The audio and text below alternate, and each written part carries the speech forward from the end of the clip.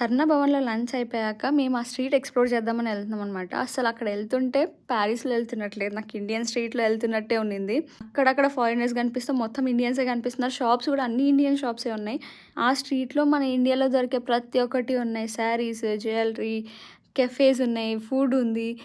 Barber shop ఉన్నింది. Tailoring machine ఉన్నింది. ఆ టైలరింగ్ మెషిన్‌లో గూడా కుట్టే ఆవిడ మంచిగా శారీ యేసుకొని, బొట్టు పెట్టుకొని, మనలాగానే ఇండియాలో ఉన్నట్టే ఉన్నిందనమాట మొత్తం. అండ్ ఫారినర్స్ వచ్చి ఆమె దగ్గర ఏదో కుట్టించుకుంటున్నారనమాట ఫ్యాబ్రిక్ తెచ్చుకొని మరి.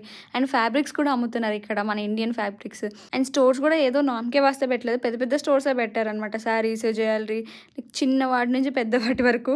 ఇది గార్డెనాడ్ మెయిన్ స్టేషన్ పక్కన అనమాట.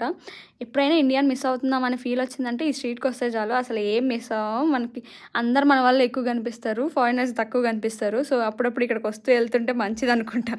సో, పారిస్‌కొస్తే ఈ స్ట్రీట్ మాత్రం ఖచ్చితంగా ఎక్స్‌ప్లోర్ చేయండి. You'll love the food here and subscribe for more. Bye.